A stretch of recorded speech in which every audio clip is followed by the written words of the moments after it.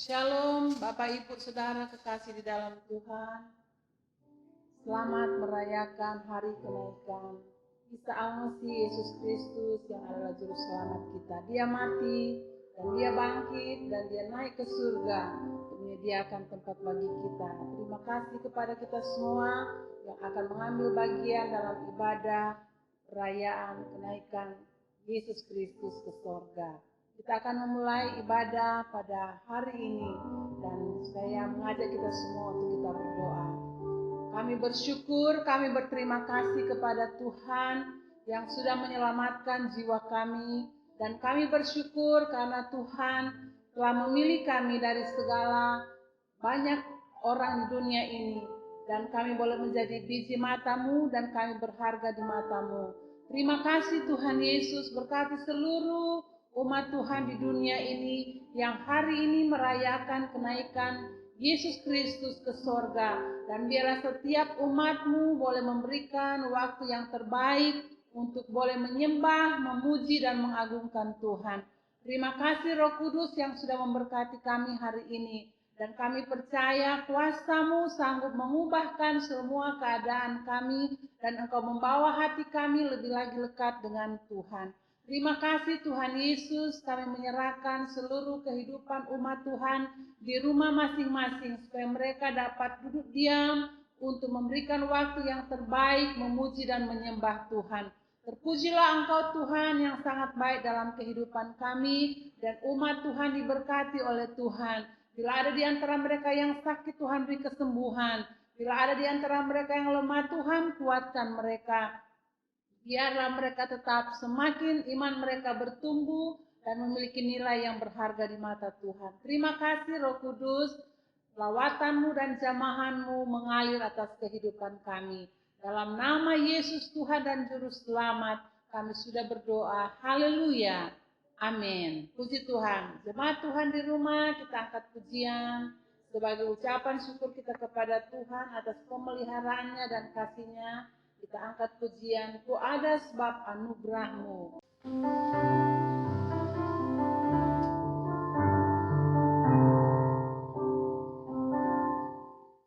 Ku ada sebab anugerah-Mu. Ku ada karena kasih-Mu, Tuhan Yesus. Ku berterima kasih.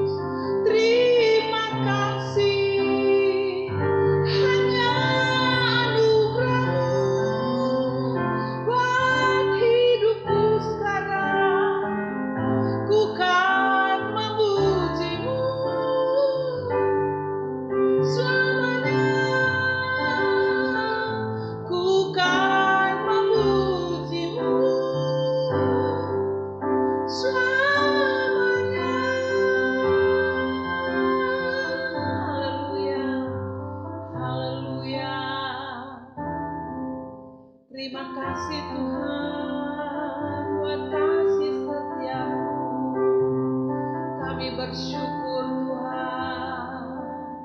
Kami naikkan pujian dan hormat bagi-Mu. Kami memuji kebesaran-Mu Tuhan.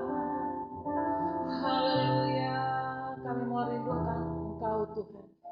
Lebih dalam lagi kami mau duduk diam mendengarkan kebenaran firman Allah. Roh Kudus, bangunlah jiwa kami, supaya firman menjadi kehidupan dan menyegarkan jiwa kami. Kami semua merindukan Engkau Tuhan melebihi dari apapun. Karena firman-Mu dahsyat dan berkuasa mengubah semua keberadaan hidup kami. Haleluya. Siapkan hatimu untuk dengarkan firman Tuhan. Haleluya.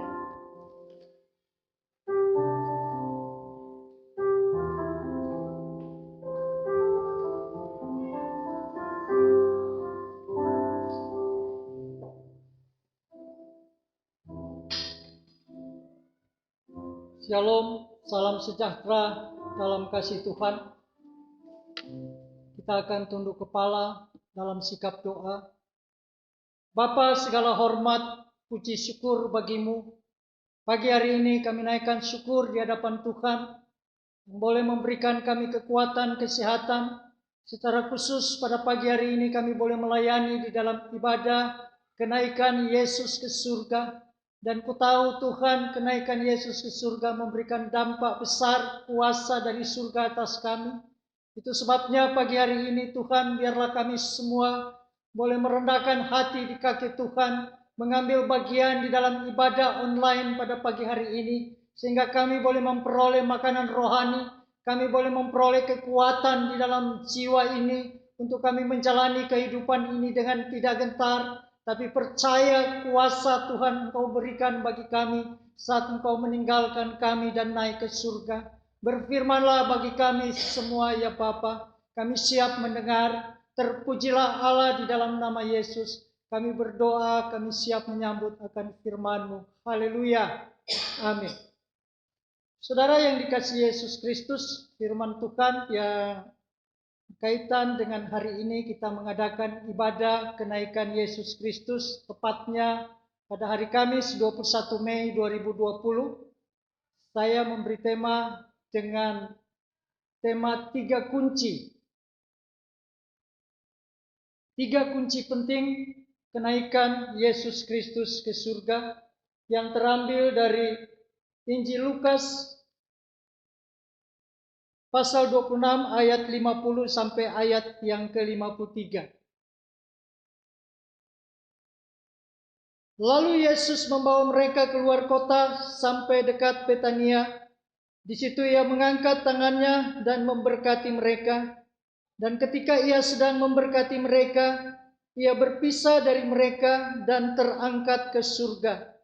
Mereka sujud menyembah kepadanya. Lalu mereka pulang ke Yerusalem dengan sangat bersukacita. Mereka senantiasa berada di dalam bait Allah dan memuliakan Allah. 3 kunci penting kenaikan Yesus Kristus. Pada waktu 40 hari yang lalu kita tahu bagaimana kemudian kita merayakan Paskah pada kebangkitan Kristus. Dan setelah Paskah, Yesus menampakkan diri kepada semua orang. Menjadi pertanyaan, kenapa Yesus tidak segera naik ke surga? Harus menanti atau menunggu 40 hari. Yesus ingin menampakkan diri kepada semua orang. Untuk benar-benar mereka mengetahui, untuk benar-benar mereka diyakinkan bahwa benar-benar Yesus hidup kembali.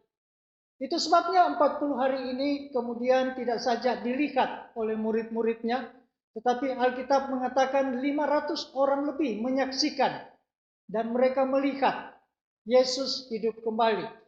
Dan hari ini kita memperingati akan kenaikan Yesus ke surga. 3 hal penting yang kita ketahui dengan ibadah kenaikan Yesus. Yang pertama, di mana Tuhan memberikan kita kuasa, yaitu kuasa Roh Kudus. Kita akan lihat firman Tuhan.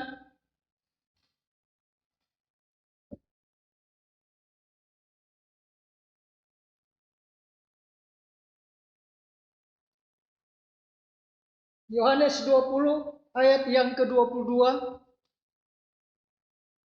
Dan sesudah berkata demikian, ia menghembusi mereka dan berkata, terimalah Roh Kudus.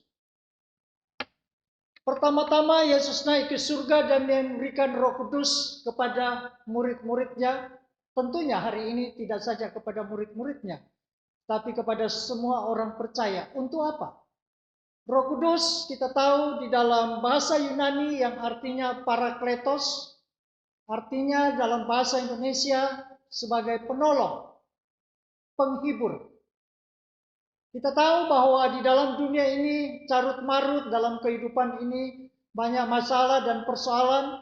Kita sebagai manusia punya keterbatasan dan ketidakmampuan, maka kita perlu kita perlu untuk mendapatkan kuasa itu. Itu sebabnya pertama-tama Tuhan berikan kuasa Roh Kudus bagi kita sebagai roh penolong. Saudaraku yang dikasihi Tuhan, roh penolong.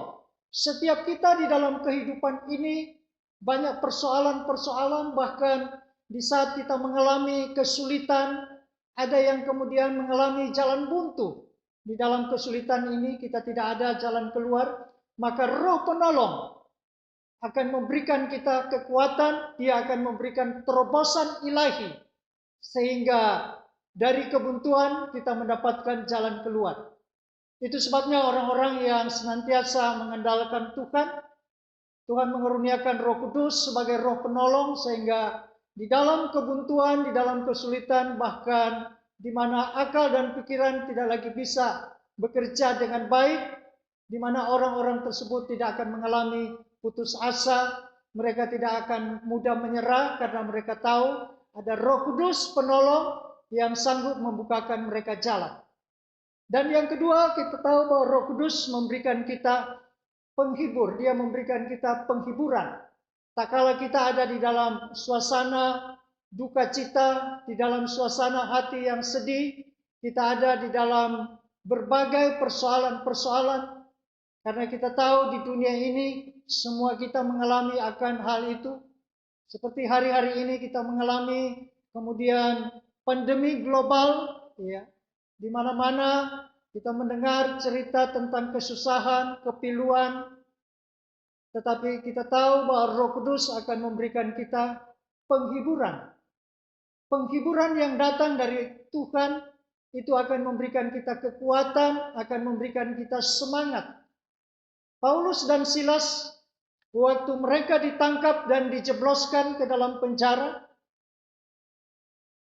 anehnya di dalam penjara mereka memuliakan Tuhan, mereka memuji Tuhan.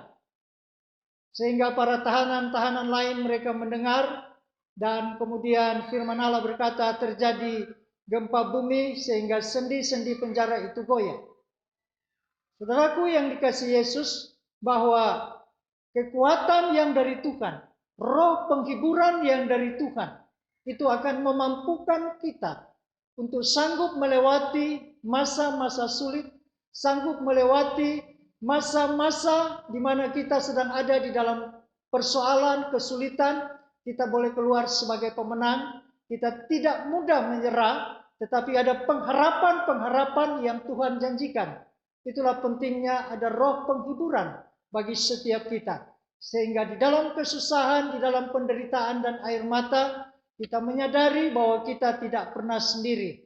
Roh Kudus berkarya di dalam hati kita. Dia meneguhkan, menguatkan saat kita ada di dalam kesusahan, untuk kita boleh mengingat akan janji-janji, penyertaan Tuhan, pertolongan Tuhan, kasih Tuhan yang tidak pernah meninggalkan kita. Dan yang kedua, saudaraku, kita akan melihat bahwa Tuhan menjanjikan kita, dikatakan di dalam Yohanes 14 ayat yang kedua, di rumah Bapakku banyak tempat tinggal, jika tidak demikian tentu aku mengatakannya kepadamu, sebab aku pergi ke situ untuk menyediakan tempat bagimu. Yang kedua, di mana Tuhan menyediakan tempat bagi kita. Saudara, kita tidak perlu khawatir dengan hunian kita. Kalau hari ini kita di bumi hanya kontrak, bersyukurlah kita masih punya tempat untuk berteduh. Kita masih punya tempat tinggal, karena kita tahu di bumi ini hanya sementara. Tapi bersyukurlah kepada Tuhan bahwa Tuhan naik ke surga, dikatakan dia menyediakan tempat bagi saudara dan saya. Luar biasa. Tuhan memperhatikan setiap saudara dan saya. Itu sebabnya firman Tuhan mengatakan jeripaya. Ya, susah payah orang-orang percaya, orang-orang yang setia dengan taat melakukan kehendak Tuhan, itu tidak akan pernah sia-sia. Tuhan janjikan ada tempat di rumah Bapa di surga. Kalau hari ini saudara tinggal di rumah Pondok Mertua Indah, jangan takut, karena Tuhan sudah menyediakan tempat yang terbaik bagimu. Dan tempat itu disebut dengan Yerusalem baru. Saudaraku, tempat yang Tuhan janjikan ini sebuah tempat yang luar biasa, yang tidak pernah saudara lihat di bumi. Bahkan orang yang terkaya di dunia sekalipun, dia tidak memiliki tempat rumah yang seindah yang dibangun oleh Tuhan. Tempat yang luar biasa yang Tuhan sediakan. Saudara tahu, hunian yang kelak akan menjadi milik saudara, itu lantainya terbuat dari emas tulen. Yang artinya emas murni, 24 karat. Saudara boleh bayangkan kalau lantainya saja tempat pijakan kaki itu terbuat dari emas murni. Bagaimana dengan temboknya? Bagaimana dengan aksesorisnya? Bagaimana dengan atapnya? Itu sesungguhnya sesuatu yang luar biasa. Itu sebabnya tadi saya katakan hunian atau tempat yang Tuhan janjikan di rumah Bapa di surga, Yerusalem yang baru, yang tidak pernah saudara lihat bahkan di dunia ini. Tempat yang termegah, tempat yang terindah, tempat yang termahal. Dunia tidak bisa memiliki akan hal itu. Hanya orang-orang percaya yang Tuhan janjikan untuk mendapatkan itu. Karena setiap orang yang percaya, saudara yang bertekun sampai akhir, Tuhan sudah menyediakan kapling, tempat tinggal, hunian untuk saudara. Itu sebabnya saudaraku, kita harus setia kepada Tuhan. Setia sampai akhir, bukan setia sampai kaya. Banyak orang mau setia kepada Tuhan sampai mereka berhasil. Setelah mereka berhasil, mereka melupakan Tuhan. Untuk mendapatkan kapling, untuk mendapatkan hunian rumah yang Tuhan sudah sediakan, kita mau setia sampai akhir. Karena itu adalah janji Tuhan. Dia pergi ke surga untuk menyediakan rumah bagi saudara dan saya. Yang ketiga, kita melihat bahwa Tuhan memberikan kita keberanian. Kisah Para Rasul 4 ayat yang ke-13. Ketika sidang itu melihat keberanian Petrus dan Yohanes dan mengetahui bahwa keduanya adalah orang biasa yang tidak terpelajar, heranlah mereka, dan mereka mengenal keduanya sebagai pengikut Yesus. Yang ketiga, pentingnya di mana Tuhan memberikan kita keberanian. Alkitab mengatakan pada waktu Petrus dan beberapa murid-muridnya, waktu Yesus ditangkap di Taman Getsemani, Petrus dan beberapa muridnya mereka menghindar. Dan pada akhirnya mereka melarikan diri dan menjauhkan diri dari Yesus. Kenapa? Karena takut. Tetapi pada hari Pentakosta, saat Yesus terangkat ke surga, di mana mereka memiliki keberanian yang luar biasa. Mereka memiliki keberanian untuk memberitakan Injil. Penting adanya keberanian bagi setiap kita. Iman tidak cukup. Orang-orang beriman itu baik, tapi kalau iman tidak ditindak lanjut dengan keberanian, maka saudara tidak akan pernah melihat mujizat dan pertolongan Tuhan. Karena Yakobus mengatakan iman tanpa perbuatan adalah mati. Untuk berbuat, saudara perlu memiliki keberanian. Iman dan perbuatan. Tanpa keberanian, tanpa tindakan, maka iman saja mati. Berapa banyak orang-orang di antara kita yang memiliki iman yang mati? Apa yang disebut dengan iman yang mati? Hanya sekedar iman, pengakuan. Saya percaya Tuhan, saya percaya Dia menyembuhkan, saya percaya Dia melakukan mujizat, saya percaya bagi Kristus tidak ada yang mustahil. Tetapi pengakuan mereka hanya berhenti di mulut saja. Tidak ada tindakan, tidak ada perbuatan. Itu sebabnya Yakobus katakan iman tanpa perbuatan mati.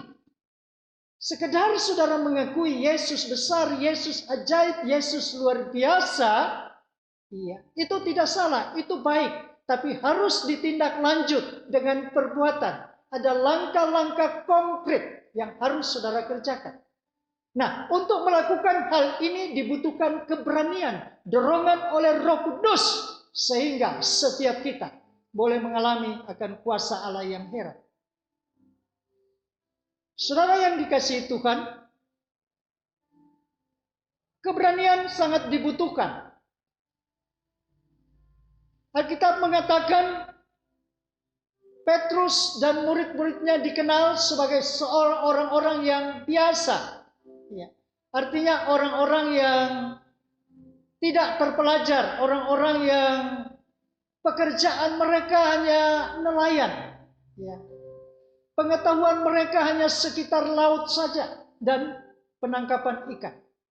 Tidak ada lebih. Saudara, apa yang bisa dibanggakan dengan pengetahuan seperti itu? Tetapi anehnya pada hari Pentakosta, waktu Yesus naik ke surga, mereka memiliki keberanian, ya, perubahan berubah 180 derajat. Mereka memiliki keberanian untuk memberitakan Injil di hadapan para imam-imam, ahli Taurat, dan orang-orang Romawi yang saat itu berkuasa. Saudara tahu bagaimana Petrus sebelum dipenuhi Roh Kudus, dia pernah menyangkal Yesus sampai 3 kali. Tetapi setelah dipenuhi Roh Kudus, ada keberanian. Tidak gentar. Tidak khawatir. Dan ternyata Petrus mengalami sebuah terobosan ilahi. Dia tidak sekedar mengakui Kristus saja, tapi disertai dengan perbuatan-perbuatan positif, disertai dengan apa yang menjadi imannya untuk memberitakan Injil, untuk menyaksikan akan kasih kuasa Tuhan yang sudah dialami di dalam kehidupannya. Saudara yang dikasihi Tuhan, di dalam hidup ini kepandaian perlu, iman apalagi sangat dibutuhkan, tetapi itu tidak cukup kalau tidak didorong dengan keberanian. Karena keberanian ini sebuah langkah, ya, sebuah langkah di mana kita harus untuk mengeksekusi setiap apa yang menjadi pemikiran kita. Karena oleh perbuatan-perbuatan itulah kita akan melihat hasil.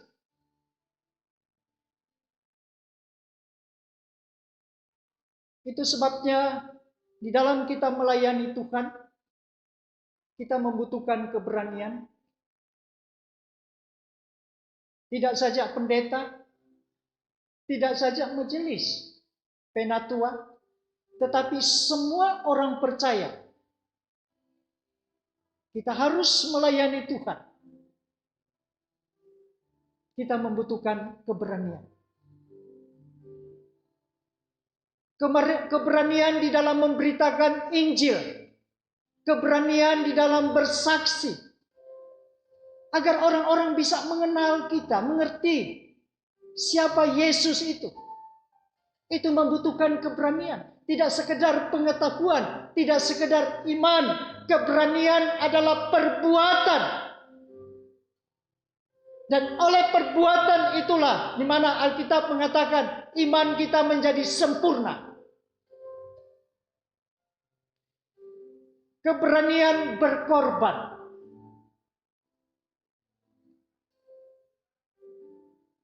Selama ini kita mengatakan kita mengasihi Tuhan.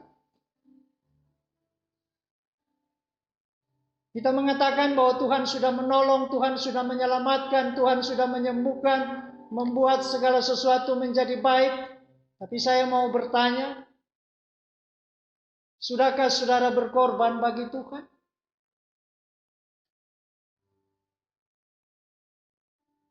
Kalau hanya sekedar ucapan mengasihi Tuhan,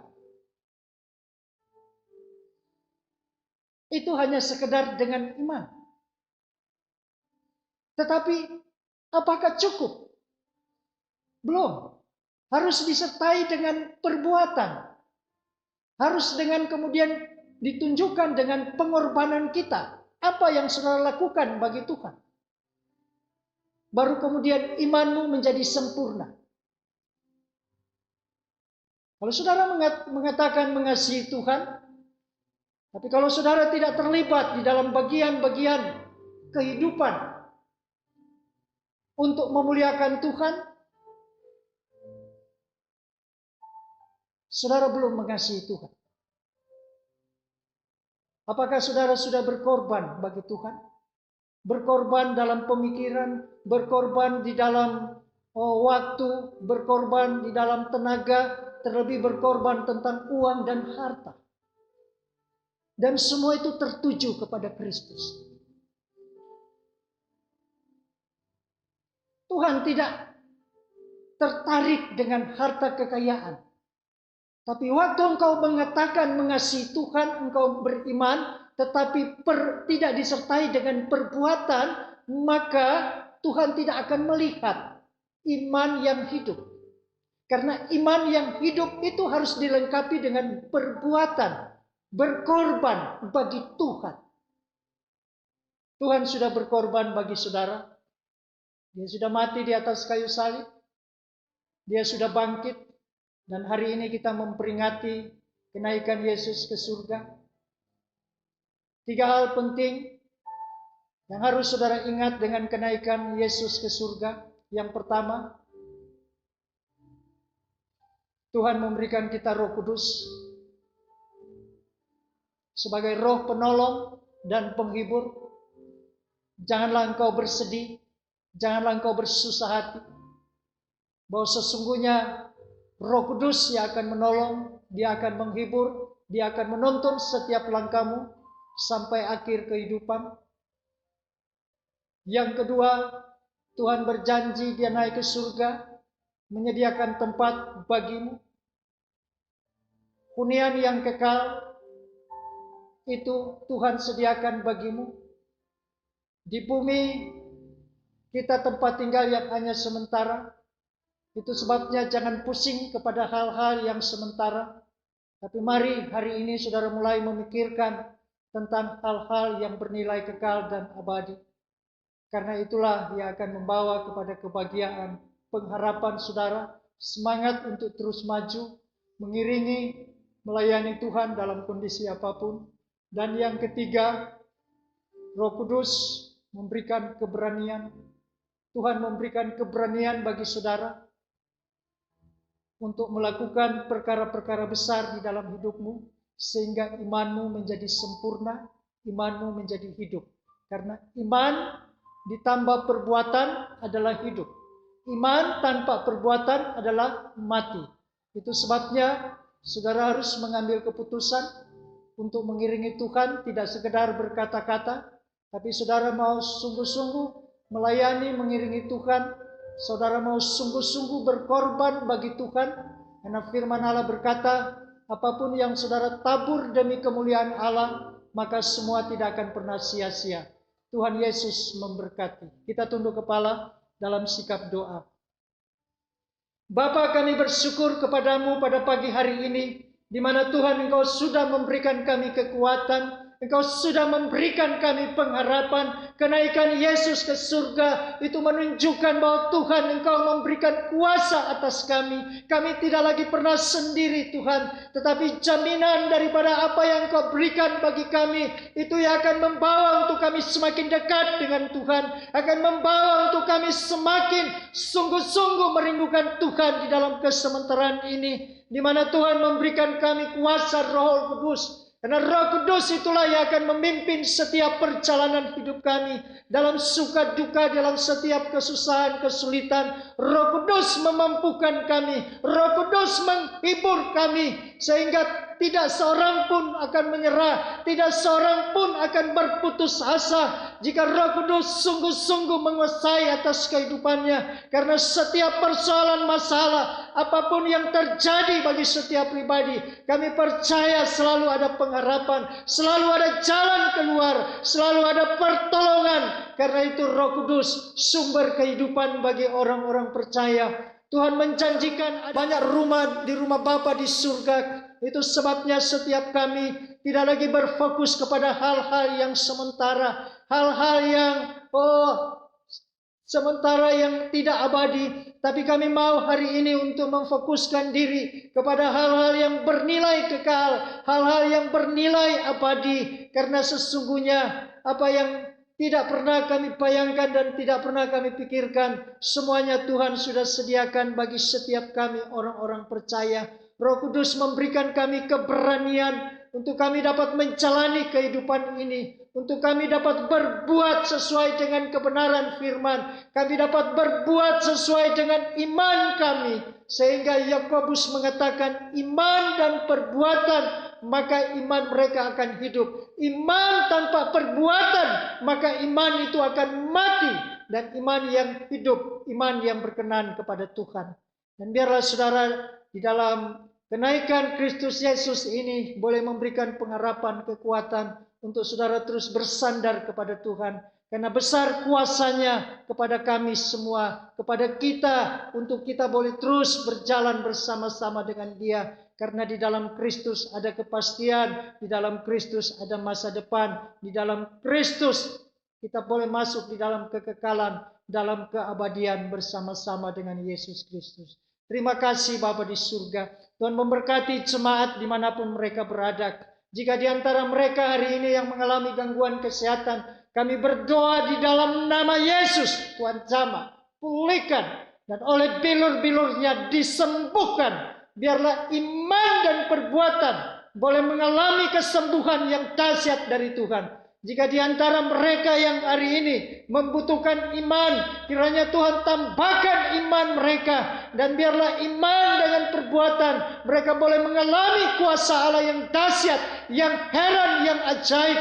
Biarlah jika di antara mereka hari ini yang ada di dalam, Tuhan, kesedihan, di dalam kesusahan, biarlah Roh Kudus yang memberikan penghiburan, kekuatan. Roh Kudus yang mengingatkan tentang kebenaran-kebenaran, yang sanggup meneguhkan, menguatkan mereka untuk tidak gentar, namun tetap setia dan terus mengandalkan Tuhan. Berkati setiap keluarga, rumah tangga, suami, istri, anak-anak. Berkati dalam usaha dan pekerjaan mereka. Berkati dalam segala hal yang mereka kerjakan. Biarlah mereka boleh lebih lagi sungguh-sungguh dengan ibadah kenaikan Yesus ke surga, akan membawa mereka semakin kuat, semakin mengerti bahwa sesungguhnya mereka tidak lagi pernah sendiri, tetapi Tuhan Yesus dalam wujud Roh Kudus menyertai dan meneguhkan, menguatkan mereka. Terima kasih Bapa di surga. Jauhkan umat-Mu dari segala pandemi global, dari segala penyakit berbahaya, dari segala kecelakaan, dari segala hal yang tidak baik.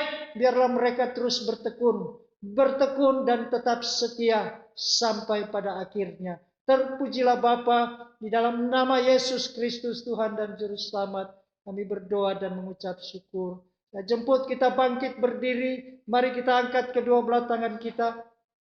Arahkan hatimu kepada Tuhan dan terimalah berkat Tuhan. Diberkatilah engkau di kota, diberkatilah engkau di ladang, diberkatilah hasil bumi, hasil ternak buah kandunganmu, diberkatilah saat engkau masuk, saat engkau keluar, diberkatilah bakulmu dan tempat adonanmu dalam nama Yesus Kristus.